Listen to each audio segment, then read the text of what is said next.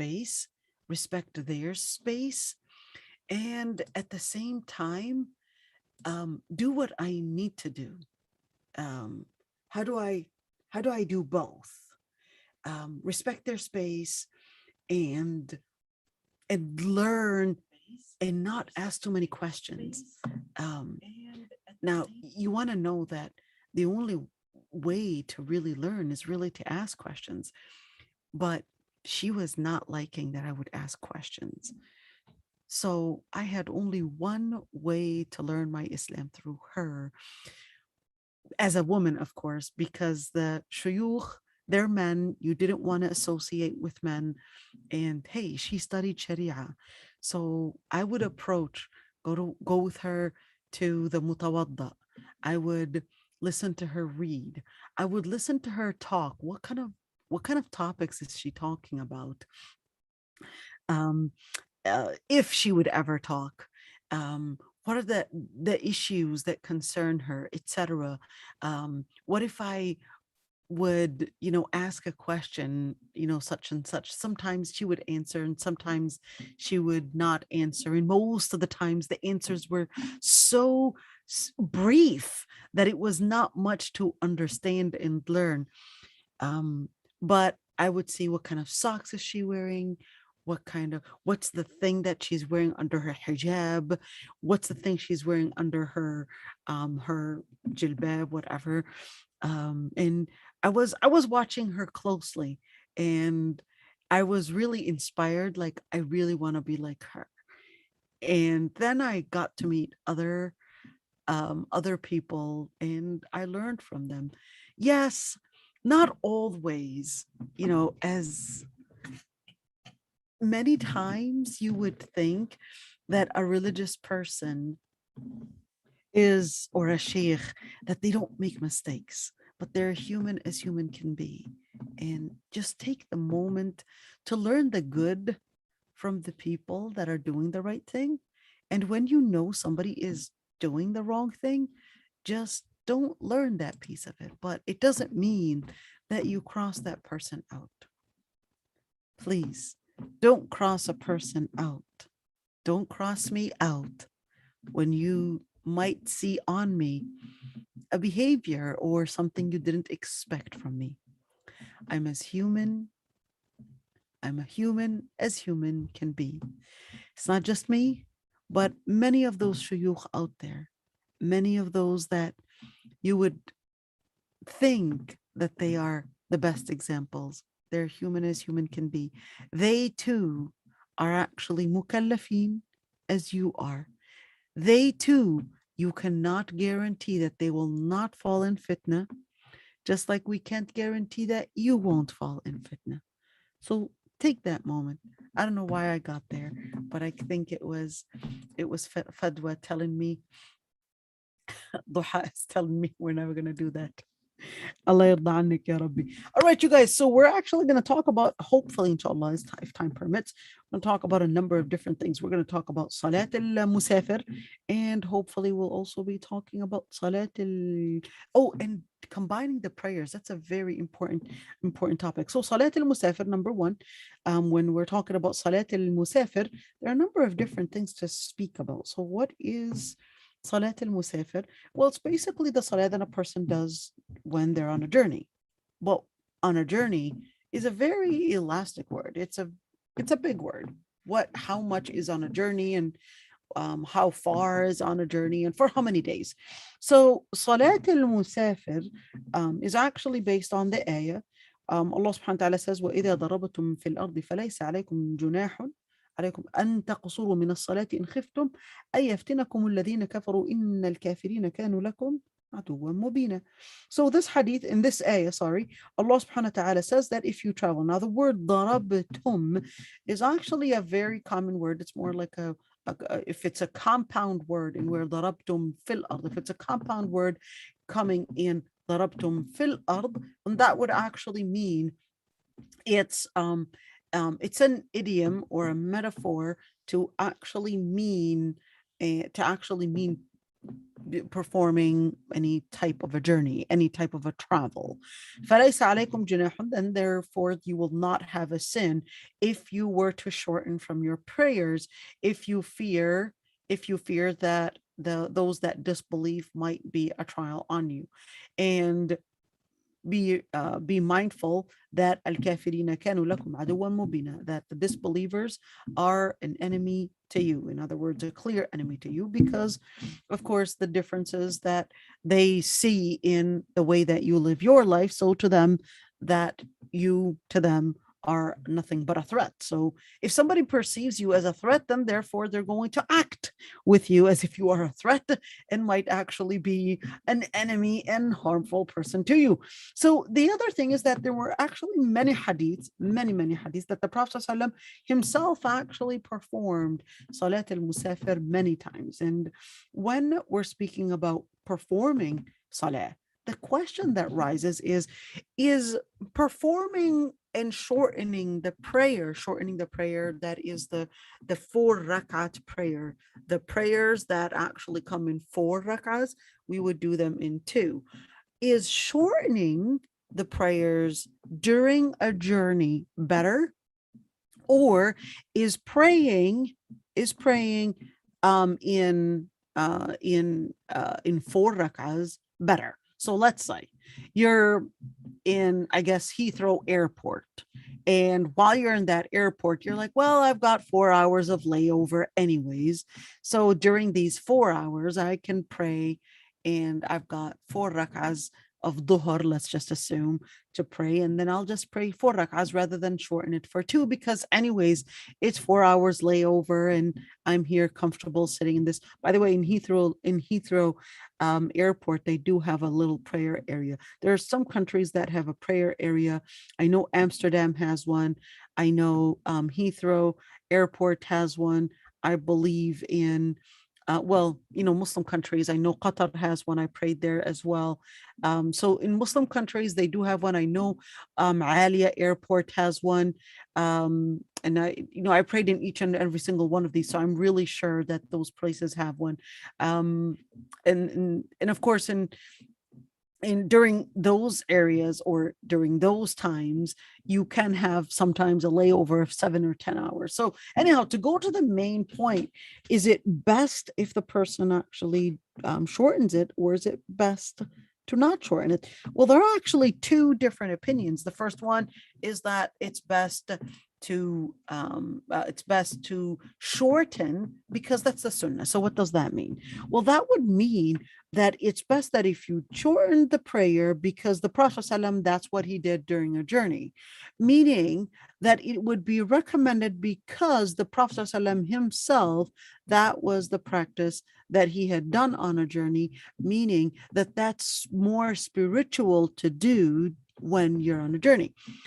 But the second opinion actually said that not shortening prayer is actually hated, making it not only a sunnah to shorten, but if you don't shorten the prayer, meaning making 4 rak'ahs into 2, that you had actually done something that is against the sunnah and it is disliked. So now it's really important to mention that these opinions don't actually come just on this matter. It's actually a huge debate between the scholars of usul al-fiqh. What is that science? The science of usul al-fiqh is really the science of studying the main resources that a person that is a scholar in fiqh. So a scholar in Islamic jurisprudence uses different resources, right? So the scholar that is specialized in the principles of fiqh really scrutinizes those types of evidences that one can use, and also analyzes what and how to make use of those evidences. So when I have an ayah that tells me, for example, aqimus salah, the person that is specialized in usul al-fiqh will basically say, well, the word aqimu is an imperative verb, and therefore you have to, and you are obligated to perform salah. So that's the same thing when we're looking at the scholars and what they regarded, not only in the resource, but when they look at the permissibility, when something is permissible, does that mean that it's best to go for the rukhsa, that is the permission to do something less or in an easier way? Or is it better to actually take that honor and to take in the effort and put in the effort and the challenge regardless of the challenge, and to actually do the hardest and toughest way? And that's where the scholars actually had differences of opinions on, and they had a huge discussion really on that. And it wasn't just in salah, that's the same thing when we're discussing siyam. When is it best if you were to break your fast during journey, or is it best to do that permission in breaking your fast? So it actually goes in so many different angles in ibadat, or in different things in salah, in which is the topic that discusses this is really the rukhsa versus the azima. So the rukhsa, in where the Prophet ﷺ himself had actually taken the permission and the ease in doing a specific matter, and actually performed it, and took that advantage that it's permissible to do it in an easy way, so do it in an easy way. The other scholars actually considered that no, if there is no hardship, there would be no need to consider the ease in doing a matter, and that you are to take what is called al-azima. The word al-azima means to put in all the effort, to put in all the what is the word, all the force and all the energy, despite the challenge to do it for the sake of the Lord Almighty. So yeah, so in the end is that when we're looking at these two different opinions, just be mindful that this actually goes back to the scholars having differences of opinions on a matter of usul, let alone, of course, fiqh. And of course, by the way, the science of usul is actually, in many ways, I don't want to say the word harder or more strict, because the science of usul al-fiqh is actually the basis. So a scholar of usul al-fiqh can be a faqih, but a scholar of fiqh cannot be an usuli. You have to study usul to really know usul. You have to think of it as the basis of that knowledge, as the basis of the knowledge. So when you're looking at, is every mathematician a physicist? Somebody specialized in physics? No. But a person that studied physics definitely knows a lot in mathematics, and probably sometimes even equal to what a mathematician would know. So how are they all related? Well, a physicist depends on mathematics. They can't do physics without knowing math. But a person that does math does not necessarily know physics. He can know some things, but they're not necessarily specialized in that. So same thing when we're talking about fiqh. Fiqh, usul, let's start with usul. Usul acts as the math in where it has all the different formulas, it has all the different science, it has all the different references that you go back to, how to make use of those sciences, how to make use of those evidences. And a person that is specialized in usul, that is math, can do, math can actually give you that fiqh. But a person that's specialized in fiqh All right. Somebody that specializes in fiqh may not necessarily be a scholar in this one. All right. So let's continue here, right here. Shortest distance for shortening prayers. What's the shortest distance? Well, there are actually differences of opinions. I actually tried to calculate myself here. So distance, the first opinion is that the distance is not supposed to be less than 4 days. Now, you want to keep in mind that the way that they used to calculate distances back then is not based on what we calculate today, miles and kilometers and those types of measurements.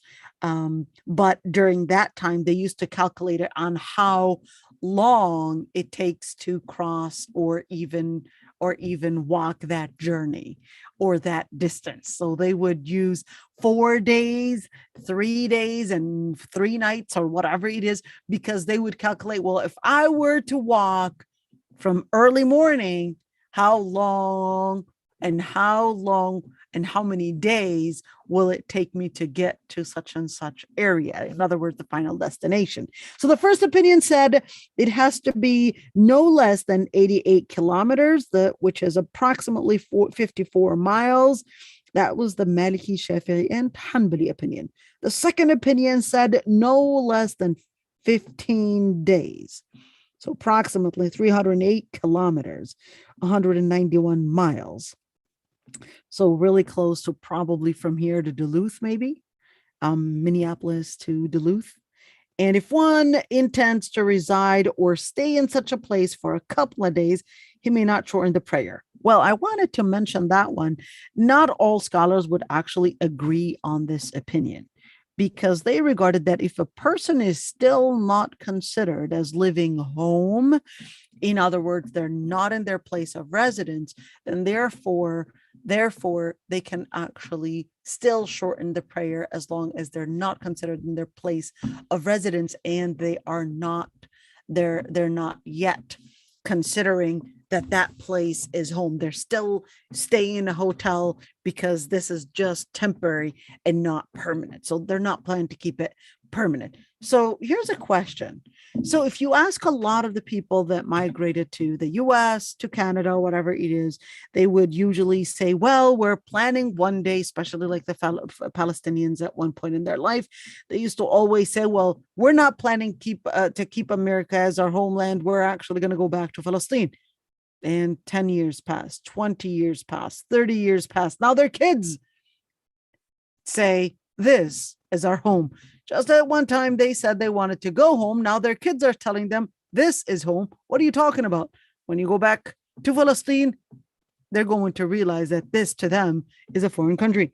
Regardless. Now, in situations where you actually have a home, you've got your clothes there, you've got your stuff, your food, your refrigerator, etc. This is considered your home. Therefore, you stop shortening salah. That is the preponderant ruling, and not because you are staying and planning to go back to what you might call home, Palestine or Kenya or Tunisia, whatever the country is, that you would say, well, I've been here for 10 years, or I'm planning to stay here for 10 years, and therefore I can shorten the prayer because my home is Kenya or my home is Somalia or whatever it is.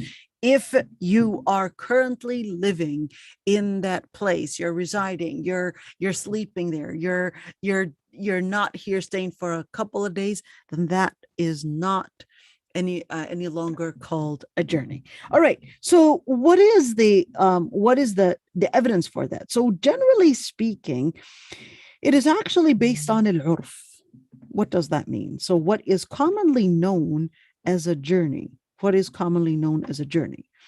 Commonly known as a journey is basically when you are not living as a resident within that area. So what does that mean? Here in the US, for example, when do you actually consider yourself a resident in that area? Not necessarily from the time you apply for the citizenship or the green card, but from the time that you start filing out papers and you started putting that is your address. You recognize that this is my address. You recognize you had the intention that you're staying here for a couple of months. Now this is your home. Now this is your home. So that would be the commonly known, which is called al-urf, making that as your intention, and what your intention is based on what is known as a definition of journey within that area or within our time. Let's call it within our time.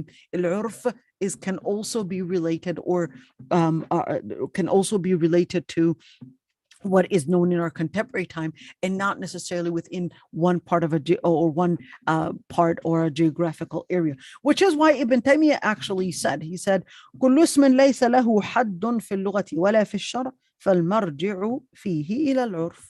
So when we're looking at the word journey, this is a very elastic word. What is journey, etc. So Ibn Taymiyyah actually said, if there is no specifying word, there's nothing to specify what in the language or even in Sharia, Sharia here would mean in Quran or Sunnah that specified what a journey, what the distance is like, that in that situation we would go back for what we would call during our times as a journey. All right, so what do we actually shorten in Salah? So there are only the only ones that you would shorten are really the ones that are 4 rak'ahs.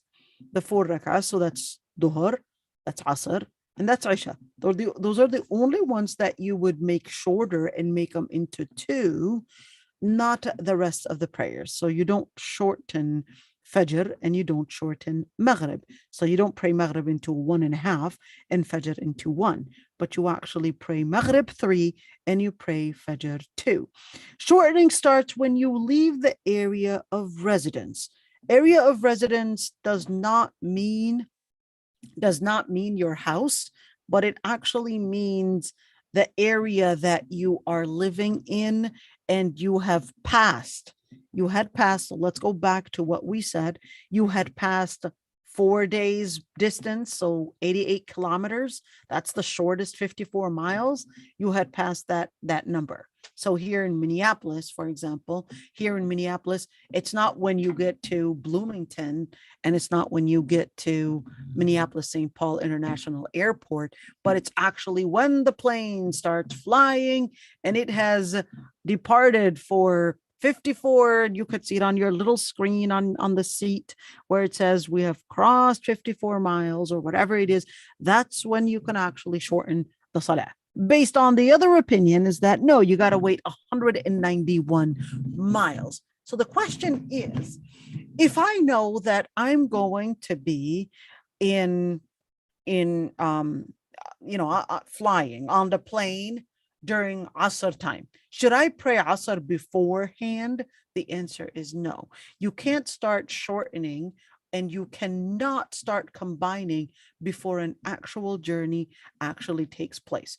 Now, when we're talking about combining salah, like we said, only certain salawat are combined. We're going to talk about certain adab for salah. So when we're talking about certain adab, it's really important to mention a number of things. Number one is that seek consultation from friends and family. Those are certain adab. So when we're looking at seeking consultation, trying to see what's the best time, what should I do, where should I, is this a good idea to go and actually travel those areas or not? This is really important to actually consider that consultation. So when we're talking about وَشَاوِرْهُمْ فِي الْأَمْرِ, it actually includes even that. It includes even that when you would consider those friends that are around you to help you make the right decision. Should you go for that journey or not?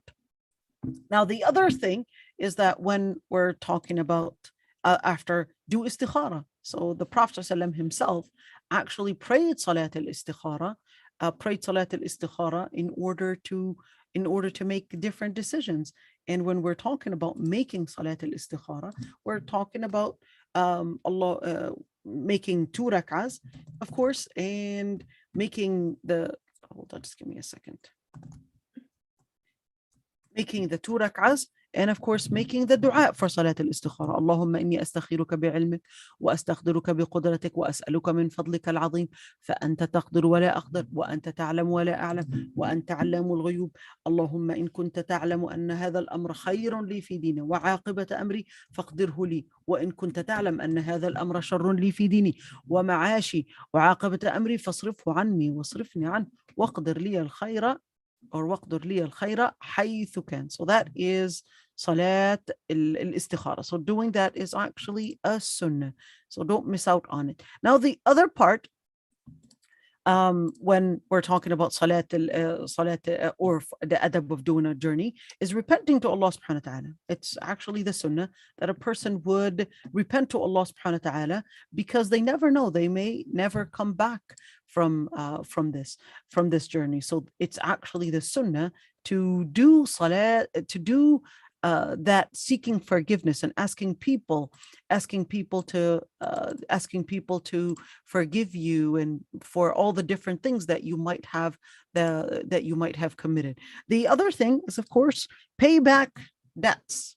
It's actually the sunnah to pay back the debts if you're on a journey, because you never know, or if you don't actually have the money to at least tell those that are with you, that are responsible for your money, to actually keep the will. So make a will and do that will to tell people to pay the money on your behalf if you have money. In fact, to write the wasiyah is actually a sunnah. Now the other part is that the person would, after writing a will, take food to share with others. That's also a sunnah. The other part, seek company of righteous people and be patient with them. Don't rush. And every person, maybe somebody might actually have the motion sickness and all these different things. They don't have, what is that, Dramamine with them. All right. So in that situation, be easy on people. Don't rush trying to get people to do what you're capable of doing. You may not go through motion sickness, but other people do. Try doing it on a Thursday morning. There is a hadith where the Prophet ﷺ actually said, Allahumma barik li ummati fi bukuriha. Oh Allah Almighty, put the blessings for my people in the early times. And in other words, making something early. The other part is, what about doing it on a Thursday? It's also the sunnah to travel it's not the sunnah to travel every Thursday, but when you want to travel, try making it on a Thursday. All right. Praying 2 rak'ahs before leaving and when you reach your destination. That's also the sunnah. So praying just 2 rak'ahs. And of course, praying the 2 rak'ahs, the Prophet ﷺ actually said in the hadith, إذا خرجت من منزلك فصلي ركعتين. If you depart your home, then pray 2 rak'ahs. يمنعانك من مخرج السوء, that they will actually prevent you from, or prevent harm from happening to you. وإذا دخلت منزلك فصلي ركعتين يمنعانك من مدخل السوء. So if you enter your home, then enter and pray 2 rak'ahs, because they will prevent the entrance that will be harmful. Now the other part is that it is actually the sunnah to say warm goodbyes to family. And of course, in where the person would tell his family member, أستودع الله دينك وأمانتك وخواتيم عملك, that or زودك الله بالتقوى وغفر ذنبك ويسر لك الخير حيثما كنت. That is also the sunnah, that the person would make that dua. زودك الله بالتقوى means may Allah subhanahu wa ta'ala increase religious integrity and taqwa in you, and may Allah subhanahu wa ta'ala forgive your sins, and may Allah subhanahu wa ta'ala make it easy for you wherever you may go. And it is also the dua. It is also the sunnah to make the dua for traveling. The dua for traveling is generally the dua where the Prophet ﷺ actually said, Allahu Akbar, Allahu Akbar, Allahu Akbar, Subhana alladhi sakhara lana hadha wa ma kunna lahu muqrinin wa inna ila rabbina lamunqalibun. Now, اللهم إنا نسألك في سفرنا هذا البر والتقوى ومن العمل ما ترضى. Maybe I should write that right here to make it easy for you guys. So let me see if I can find really quick a page for you guys to actually see it. Let's see, Dua is Safar, so you guys can see it. I just memorized it, but I think it'd be a good idea to actually give it to you in written. In a written format, that would be easier for you guys to see it. اللهم إني أعوذ بك من وعثاء السفر وكآبة المنظر وسوء المنقلب. I'm just going to bring this dua right there so you guys could see it. So here's the dua, right? So the dua is safar. I don't know if the people on here can see it. Okay, here we go. So the dua is safar. Allahu Akbar, Allahu Akbar, Allahu Akbar. Subhana alladhi sakhara lana hadha وما كنا له مقرنين وإنا إلى ربنا لمنقلبون. اللهم إنا نسألك في سفرنا هذا البر والتقوى ومن العمل ما ترضى. اللهم هون علينا سفرنا هذا واطوي عنا بعده. اللهم أنت الصاحب في السفر والخليفة في الأهل.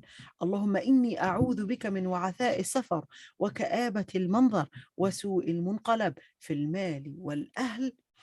And if they would return, when they return back, they would say آيبون تائبون عابدون لربنا حامدون. Yes, it's okay. I'll be sending out the PowerPoints, inshallah. They would say لربنا حامدون. So now to continue, of course, this is the dua for safar. This is the dua when a person goes on a journey. And to continue, of course, let me explain this one. Allahu Akbar, Allahu Akbar, Allahu Akbar means Allah subhanahu wa ta'ala is the greatest. Allah subhanahu wa ta'ala is the greatest. There's no one like unto the Lord Almighty who made such such things that we're using on a journey. That is the method of transportation that made it something that we're capable of subjugating, of capable of using. And we are nothing comparable to the Lord Almighty, and our return shall be to Him Almighty. O Lord Almighty, we ask you in this journey that we would be in religious integrity, and we would act in piety, and we would do the actions of what you would be content of. Ya Allah, make this journey be something easy on us, and let the distance be folded, meaning that it would be shortened, it would be folded. O Allah, O Lord Almighty, you are the companion in our journey, and you are the one we leave to, of course, accompany our family. O Lord Almighty, we seek refuge in you from the distance and from the harmful things that you might see on a journey, and from the what might be a consequence of being on this journey, whether the impact it may have on our wealth, the impact it may have on our family. And then when they come back, they would say, آيبون تائبون عابدون لربنا حامدون. We are in submission to the Lord Almighty. We are repenters to the Lord Almighty. We are worshiping the Lord Almighty, and we are thankful for the Lord Almighty. You could see that this hadith is actually narrated by Muslim. So to continue, the slides that we were doing. So let me just share the slides back again. And where are the slides? Okay, this is trying to share the slide. Hold on. Where is it? Yeah, it's right there. Sorry about that. All right. So the other thing, that's the dua for traveling. The other sunnah is that you don't travel alone.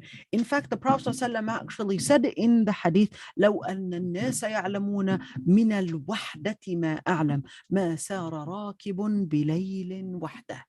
The Prophet ﷺ said, if you would have known what I would know about, that is traveling in person, in other words, alone, then ما صار راكب بليل وحده. then no one would have ever traveled, or no one would have ever walked during the night alone. In other words, take somebody with you if you need to travel during the night, and especially that we know that most of flights are actually during the night. Take a mahram if you're a woman, and this is not something that is recommended. This is an obligation. It's obligatory that a woman would travel with a mahram. It's obligatory, and not only for Hajj, but it's obligatory that a woman would travel with mahram even when she's not going for Hajj, even if she's going for, I don't know, a lecture, even if she's going for a job, whatever it is, traveling with a mahram is obligatory, and it's not a secondary thing. The other part is, if one is traveling with a group, don't ostracize yourself from the group. In fact, stay with the group. And the Prophet ﷺ actually said, إِذَا خَرَجَ ثَلَاثَةٌ فِي سَفَرٍ فَلْيُؤَمِّرُوا أَحَدَهُمْ. If three would go on a journey, then one of them has to be the person in charge and the person that is leading. And the Prophet ﷺ in the hadith also said that, or the Sahabi actually said, Abi Tha'lab al-Khushani actually said, كان الناس إذا نزلوا منزلا تفرقوا في الشعاب والأودية فقال رسول الله صلى الله عليه وسلم إن تفرقكم في هذه الشعاب والأودية إنما ذلكم من الشيطان فلم ينزلوا بعد منزلا إلا انضم بعضهم إلى بعض حتى لو بسط عليهم ثوب لعمهم. There's a hadith narrated by Abu Tha'lab al-Khushani that he had said that it used to be that whenever there's a group, whenever they would go in an area where there's like a village, or sha'ab is more like plateaus or even valleys, that each one would take a different valley, each one would take a different route. So the Prophet ﷺ actually said that that's a dissemination. In other words, each and every single one of you going in a different place is actually from shaitan. And then later, the Sahaba, the Prophet ﷺ's companions, whenever they would go anywhere, they would travel together. They would stay in a close bond, and they would be so close to the point that he said, even if we would put on a cloak, it would actually cover them all. In other words, stay with the group that you're traveling with. Don't start and wander off your company. Assign a leader that is most wise and most righteous, and of course, most experienced. Accompanying a dog is actually not liked. It's actually, the Prophet ﷺ actually said, لا تصحب الملائكة رفقة فيها كلب أو جرس. The Prophet ﷺ actually said in the hadith that the malaika would not accompany a group that has a dog or a bell with them. The other part is that traveling during night, we said earlier not to travel alone, but traveling during the night is actually recommended. Why? Because the Prophet ﷺ actually said, عليكم بالدلجة فإن الأرض تطوى بالليل. Said عليكم بالدلجة, meaning like travel during the dulja. Dulja is darkness, because earth is tutwa بالليل, like earth is tutwa, is folded during the night. In other words, it's not literally folded, or maybe it does actually get folded during the night, or maybe, I don't know, something happens to the earth layers. I have no idea scientifically, but this is actually more speaking about metaphorically, that earth, that the distances, this is talking about distances, become easier to walk during the night than actually during the day. Help those in need of assistance. We know that's an easy one, so nothing hard about that one.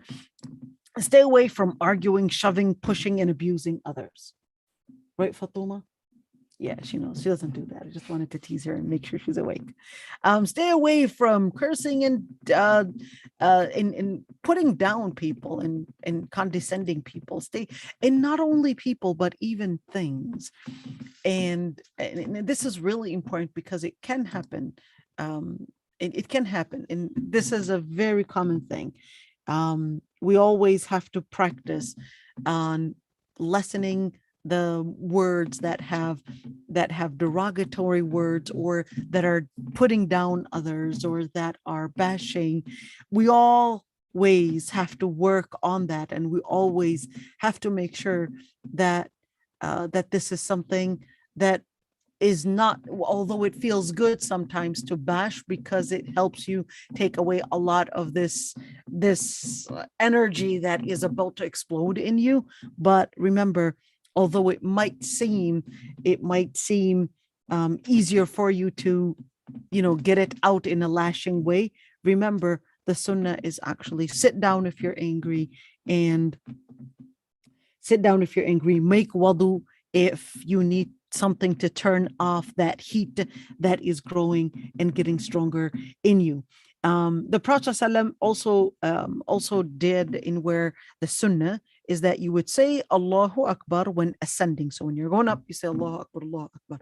When you're on a plane, you don't have to do it loud.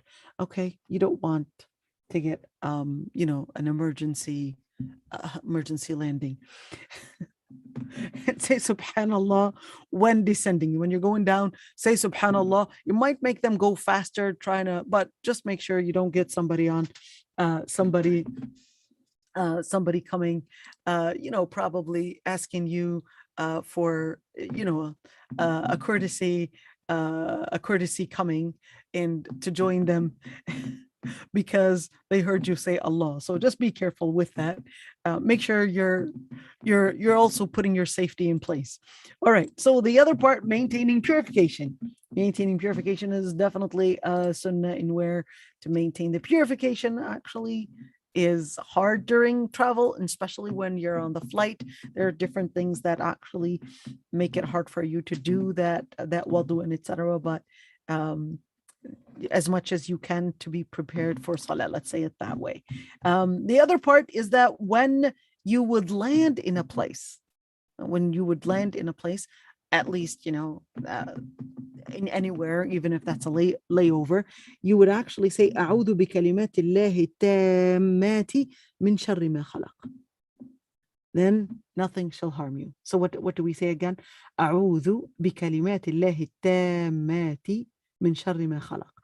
I seek refuge in the names and the words of the Lord Almighty, the complete, in other words, the powerful words of the Lord Almighty, from the evils of what he had created. Right? That's the sunnah. And of course, when you go back, the sunnah is to say, La ilaha illallah wahdahu la sharika lah. له الملك وله الحمد وهو على كل شيء قدير آيبون تائبون عابدون ساجدون لربنا حامدون صدق الله وعده ونصر عبده وهزم الأحزاب وحده. Maybe I can put it for you right there so you could see it and actually probably take a screenshot. Let's see, here we go. So this is what you say. You would say right there, لا إله إلا الله وحده لا شريك له له الملك وله الحمد وهو على كل شيء قدير آيبون تائبون عابدون ساجدون لربنا حامدون صدق الله وعده ونصر عبده وهزم الأحزاب وحده. So what does this dua mean? There's no Lord worthy of worship but him alone. There's no one to associate, no partners to associate with the Lord Almighty. He is the owner of all things. All praise goes back to the Lord Almighty, and he is capable of doing everything. We are submitting to the Lord Almighty. We repent to the Lord Almighty. We are worshiping or worshipers to the Lord Almighty. We prostrate to the Lord Almighty. We are thankful to the Lord Almighty. The Lord Almighty is truthful in what he promised. He had given victory to his servant, and he had defeated Al-Ahzab. When Al-Ahzab is basically when during the battle of the battle of Al-Khandaq, when they had gathered in order to bring a total ending to the Muslims. That was in the 5th year Hijrah. All the Arab at least in certain tribes in the Arabian Peninsula, they had gathered to bring about a total elimination to the Muslims in Medina. But that's when Allah subhanahu wa ta'ala sent strong winds, And that was what really brought to the defeat of that coalition that was trying to end the Muslim existence. So the other part is that yukrahu an yati ahlahu laylan. It is actually hated that the person would come home when, of course, his, let's say, comes to visit his wife, or comes home, and then he would come home in during the night. So why? It's like, give her some time, at least inform her that you are going to be coming, yeah, on that day. In other words, don't make it a surprise to actually, especially if it's a married couple, don't surprise your wife with you coming over and she didn't expect it. Give her some time to prepare herself, cleanse herself, do what she needs to do in order to be prepared for your visit. So it's not, oh, I want to hear, surprise her and make it like a, the, at least I'll be videotaping it and all that. No, give her some time. Even if you might think that, yes, it looks romantic for me to come suddenly, and all of a sudden here I am at the door. The Prophet ﷺ told you that the sunnah is, don't surprise your wife or your husband like that. In fact, give them the time to expect and even prepare the place for you. Prepare the place, prepare herself for you, or himself for you, if the woman is the one that happens to be traveling. So the other thing, what else did we need to add? Anything on that? Yeah, I think this is it. All right. Hurry after using bathroom to be with the company that you're with, of course. Say dua of travel, we mentioned that one. So the prayer for the musafir, how does this happen? Well, you can shorten your prayer once you leave your city. So once you leave your city, you can leave the city. It's not the small city, but we're talking about the distance, somewhat of a far distance. If you're traveling on an airplane, you start once. Not okay. Let me correct that one. If you're traveling on an airplane or using an airplane, all right. It's not that you start while you're sitting here. I'm sitting in my seat D21, and now I can start me shortening the prayers. Hippie yippee. No, you actually start when the plane actually departs. But hey, if you have time to pray at least your salah when you're landing, do so. Don't wait until you go on the plane. Okay, because then you've got enough space, and you're not also harming people, and you're not frightening people. All right. If there's no prayer schedule, you can judge the time based on the sun and the shadows. Look at the sun and ask. You can even ask the people on the flight, especially those that are the stewardess and the people, the flight attendants and whatever they're called. You can ask them which way is the qibla and stuff. And they usually, especially on the big planes, they can give you, if there's space on the big planes, not the jet ones. The jet ones are too small. They don't have any other space. But the big planes, you can pray near the kitchen area, and make your salah short, and make sure that it's during the times when not people are rushing to the lavatory. So be mindful of people's needs. While traveling, pray based on the time in the country you're in. By the way, it's really worthy of mentioning here, when you are praying like on a plane, just, it's okay. Even if somebody tells you no, you can't pray, you're still going to pray. But sometimes to give the flight attendants a note in advance is actually important, although they are trained right now to not be Islamophobes and etc. Not always they necessarily know how to practice it, and their racism still comes up. But it's really important to just give heads up, give a nice gesture to at least one of the flight attendants. Is it okay to pray here? Do you mind if I just do my short prayer right here? It actually lets the flight attendants not be suspicious, because then you are, asking for permission. It kind of breaks a lot of those barriers, especially if, let's say, you're niqabi, or especially if you're probably dressed in black, or you're a bearded man, etc.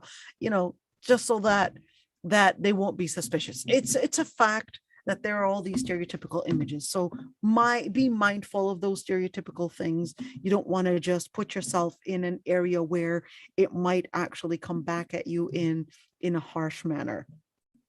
And then, of course, while traveling, pray based on the time that you're based on the country that you're in. So if you're Heathrow Airport, well, pray based on the timing in that particular city. If you're, I don't know, Canada, whatever it is, pray based on the timing that you're in. So what if I prayed Isha? It happens for those that are traveling backwards, especially in the US. We pray Isha, and then we already prayed Isha, and then here I am in another country, and it's still Isha. And it's like, okay, what am I going to do? In that situation, you just have to pray one Isha throughout the 24 hours. You don't have to pray like 3 and 5 Ishas. All right. As long as you're a traveler, not in your own land, you can continue to shorten Salah. All right, which is easy. Praying in a car or on a plane. If you can stop the car and get out to pray, you must stop the car and pray while standing for the Faridah Salah. For the obligatory prayer, you can't just sit down and actually pray in the car. All right. You have to stop the car. What if I would be in danger? And this is really true in some areas here in the US. You might be traveling in an area where those are white supremacists that might attack you or something like that. So in that situation, that it's not really safe for me to go and actually pray near a gas station or something like that. So in that situation, you can actually pray because of the danger that you are in. But do try to see if there's a safe place, if there's a safe place for you to pray in. But otherwise, putting your life in danger is not something that Islam asks you to do. Now, the other part is when on a plane, if you're able to pray standing, ask for a place for the direction of the Qibla, pray standing. If you cannot, because there's no space, and that's usually with jet planes, they're really small, pray while sitting. So let's say if you're able to stand even in your seat, then you have to stand. That's, of course, we're talking about the obligatory prayers. So let's say you're standing. And what about the ruku' and sujood? So for sujood, well, anyways, you can't do sujood if there's a seat in front of you, of course. So if you're able to stand, then do at least the standing. And if you're able to do the ruku', it doesn't have to be all the way ruku'. You might hit the seat in front of you. So you can do a gesture of ruku' and a gesture of sujood.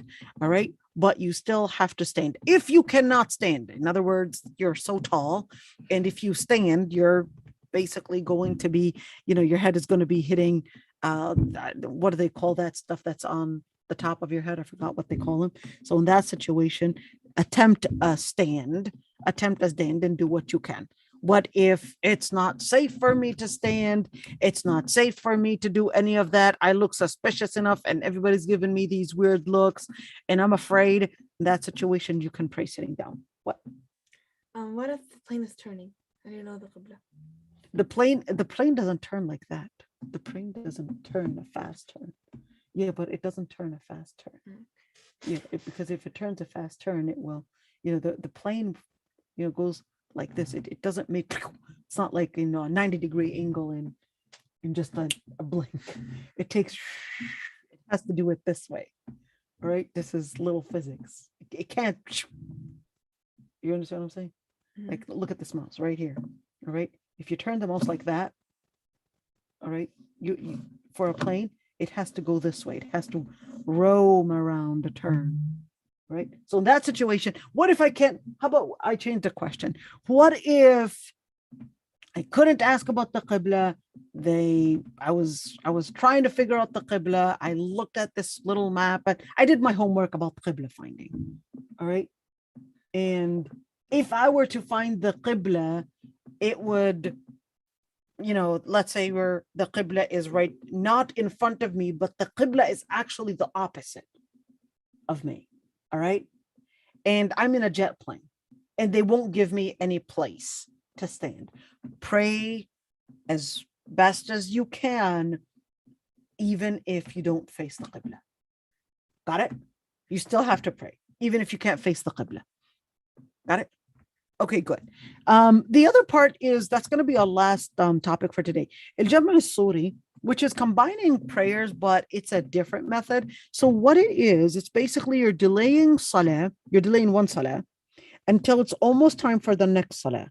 So it's like delaying Dhuhr until almost Asr time. Then pray both pretty much at the same time, 5 minutes in between, for example. So that's al-Jam' al-Suri. We're going to talk about that in just a bit. The other method is pray one Salah during the time of the next. So in other words, you're praying 4 rak'ahs of Dhuhr in Asr. Then pray the 4 rak'ahs of Asr or Asr in Dhuhr time, which is same thing when you're praying Maghrib during Isha time or Isha during Maghrib time. All right. So those are the things that you can actually combine for safar, according to some scholars. Hanafi, they totally did not accept that. Hanafi regarded that no, you cannot do such jama' whatsoever except during Hajj in a specific in Namira period. For Hanafi, that cannot be something that is done. So this is actually those are actually the times that you could actually do jama'. So you can't combine the prayers of Dhuhr and Fajr. You can only combine Dhuhr and Asr and Maghrib and Isha, but only for specific reasons. Only for specific reasons. So the only times you can shorten, which is called qasr, and combine, which is called jama', is when one, during Muzdalifah, when you're Hajj during Muzdalifah, or on Mount Arafat for Salat al-Maghrib and Isha, while traveling. Now, the part about traveling and when in a dangerous condition, in dangerous situation, the part about traveling, can you actually combine Maghrib and Isha, Dhuhr and Asr? All right, so I'm making Dhuhr 2 for Qasr, all right, and Asr 2, all right, and I'm basically praying them at the same time. So there's 2 ways. All right, let's do the first one. The first way in where there's only the Dhuhr, there's only 10 minutes left for Dhuhr. So I delayed Dhuhr for the last 10 minutes. I prayed Dhuhr, and by the time I finish Dhuhr, Allahu Akbar, here's Asr making adhan, and then I pray Asr. That's the first scenario. All right.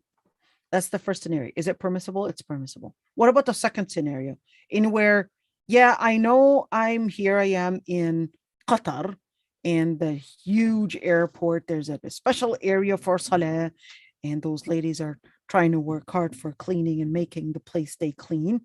Okay. So here I am, and I know that my flight is going to be in an hour, and the airport is so big. So I decided, well, I won't be able to go to my gate in an hour and actually pray. So I'll just pray Asr, even though it's Dhuhr time. This is a considerable opinion with some scholars. They considered that traveling and combining Salah during traveling is actually permissible, according to some scholars. We're going to talk about that in just a bit. Not only during traveling, but even when in a dangerous situation. So what does dangerous situation? It could be maybe you're ill. It could be there's a storm. That's a good one. All right. And also when you're combining, you could only combine Maghrib and Isha according to those scholars. Now the other part is the reasons that permit combining. So in order to combine certain prayers, what are some of the reasons? Number 1, journey, rain, and fear. What is the evidence on that? I want you to look at this hadith. So the hadith is really narrated by Ibn Abbas that the Prophet ﷺ جمع رسول الله صلى الله عليه وسلم بين الظهر والعصر والمغرب والعشاء بالمدينة من غير خوف ولا مطر. قيل له فماذا أراد بذلك؟ قال أراد ألا يحرج أمته. And which means, that's not the Prophet ﷺ saying, ألا يوقع أمته في الحرج. So this is a very main basis here. So let's see what the hadith says. That the Prophet ﷺ had combined between the Dhuhr and the Asr, Maghrib and Isha in Medina in Medina to emphasize that it was not a journey and there was no fear. In other words, there was no battle and there was no rain. So he was asked on what he intended with that salah. He said that he wanted to uplift the burden of the ummah. And from this, look at this, Ibn Taymiyyah actually said that أوسع المذاهب في الجمع مذهب أحمد, that the madhab, Ahmad is Ahmad ibn Hanbal. The Hanbali madhab actually said that it was permissible to actually combine prayers if there is a reason. If there's something that's pacifying them, there is a reason. So that's for matters that might actually permit that the person would leave Salat al-Jum'ah for. So for example, let's say a person, remember that Salat al-Jum'ah, if a person is on a journey, we know that one, that's a simple one. But if a person is ill, and this is really important to mention. I get this often. May Allah subhanahu wa ta'ala uplift the illness off all of us. If a person is ill, if a person is elderly, it's hard for them to keep going to the bathroom or even to hold their wudu for long times. So in that situation, they can actually combine the salawat. And this is an issue that is extremely important for many, because combining salawat to many is actually making like one salah instead of waking up, especially if somebody is using narcotics. They're on narcotics and they're really knocked out from the medications. They're sleeping or they can't even raise their heads. They can't keep on making wudu. So in situations like that, because of illness, go ahead and make that jama'.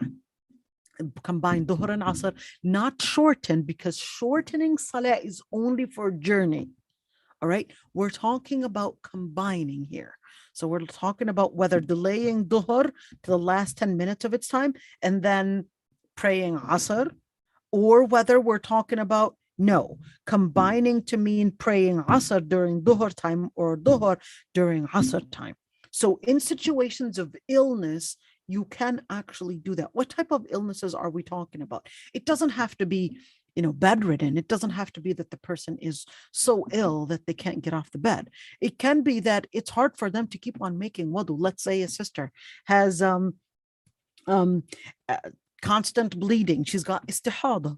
So in that situation, it's hard for her to keep on making that wudu. She's probably maybe, busy with the kids or busy with different things at home, etc. Or maybe the children. There's so many different things that can actually keep a person's illness challenging to use the bathroom or to keep making wudu. And people have different issues. So things where there's hardship and there's an illness, or even let's say somebody that is probably a nurse and they couldn't actually pray during that time. Or let's say a person, the other day I was asked about a sister, got a call from California. The sister is a school teacher and dhuhr happens to be taking over all the time that she is in class. And she can't, if she leaves, of course, she might lose her job. If she leaves, she can't have a superintendent, somebody to watch over all the time. Sometimes she can get a 5-minute window, but not always can she have that 5-minute window. So during the times when she can't have a 5-minute window, a 5-minute window to leave the children, probably, a TA coming over, a teacher's assistant coming over for just 5 minutes for her to do her salah and then come back. If she can't have a teacher's assistant to actually take over for just 5 minutes for her to do her salah, then in situations like that, she can do jama'. But it's really important to train the brothers and the sisters to actually fight for the rights, for their religious rights. I mean, I work as a chaplain. It's really important to actually fight for those. Combining prayers during hardship, and we're talking about specifically things like rain. All right. So majority of scholars permitted combining prayers in masjid. combining prayers, and they had differences of opinions on places like work and home. What does that mean? So let's say it's raining heavily, all right? And because of the heavy rains, the sister decided, well, my husband's going to the masjid and praying, combining the prayer there. I'll combine it with my kids here. Can you actually do that or not? Well, there are two different opinions regarding that. And it's not just combining the prayer during rain, but even during hardship. All right. The first opinion, they actually said it's not permitted that one combines the prayer at home or public prayer areas. What does public prayer area actually mean? A public prayer area actually means a prayer area that is not designated, not for a congregation or Jum'ah. So they don't do Jum'ah prayers there, but it's a prayer area for those that want to pray. The evidence that you can, that they did not permit is that the Prophet ﷺ, in the hadith that was narrated by Ibn Abbas, the hadith is authentic, that the Prophet ﷺ صلى بالمدينة الظهر والعصر جمعا والمغرب والعشاء جمعا. We actually mentioned this hadith earlier, that the Prophet ﷺ combined between Dhuhr and Asr, and Maghrib and Isha, combined between them. And a narration in Muslim actually increased من غير خوف ولا سفر, not due to fear, such as a battle, and not due to a journey. So Imam Malik and Shafi'i actually said, well, that is actually because the Prophet ﷺ was living in a situation where there was heavy rain. Where's the evidence from? Well, they said there's actually another narration that Ibn Abbas himself used to combine prayers at the masjid due to rain. The second evidence that they based it off is that they said it was done due to hardship, and there is no hardship to actually pray in your home. It's not like you're afraid of getting wet. You're in your home, and a home wouldn't be a home unless it had at least the different dimensions, the different things to cover you from the hardships that weather the hardship that weather might bring. The second opinion said, well, combining prayers at home due to hardship, even outside of congregation, in other words, it's not done in the masjid, and even if you pray it individually, is permissible, of course, during hardship. And Hanbalis actually regarded that as a preponderant ruling in their evidence. Of course, that they said that there's no difference between praying in jama'ah and between praying as individuals at home, because the Prophet ﷺ جمع في المطر وليس بين حجرته والمسجد شيء. That the Prophet ﷺ actually prayed and combined the prayers when in his own chamber that is the wives ﷺ's homes, and there's really no different distance between him and the masjid. And the second opinion is that they actually said is that because there can be hardship whether the person is in the home or whether the person is outside. Homes can also go through some hardships due to rain, and we know that very well. I mean, with certain areas, poverty is indeed an issue. I mean, I've seen areas, I've visited homes where they didn't even have bathrooms. The bathroom that they had was nothing but a little can a pickle can that they had opened up, took out the pickles, and that's their bathroom. This is real. I actually visited families in Ramallah where you would least expect. Ramallah is pretty much, considered, not necessarily classy, but in Palestine is not necessarily the worst areas. Well, I learned to think again. There were many places where the water would be just leaking from the ceiling all the time, and they would have buckets all around because of the water leaking from the ceiling. So in situations like that, when their hardship is applicable, it is permissible. So just to mention it. Note on combining in shortening. When combining salah because of rain, it can only be done at the masjid, not at home. This is based on the Shafi'i opinion, and they actually use the word as-sama'u minhalla wal ardu mubtalla. When the skies are pouring and flooding with rain, and the earth is mubtalla, it's really wet. Sick person cannot both combine and shorten salah. So a sick person, they don't combine and shorten because they would only combine but not shorten. You don't shorten salah only if you're on a journey. All right, and this is it for today. And next week we finish Salat al-Istikhara. So next week we'll do Salat al-Istisqa. Yeah, Salat al-Istisqa. And what else?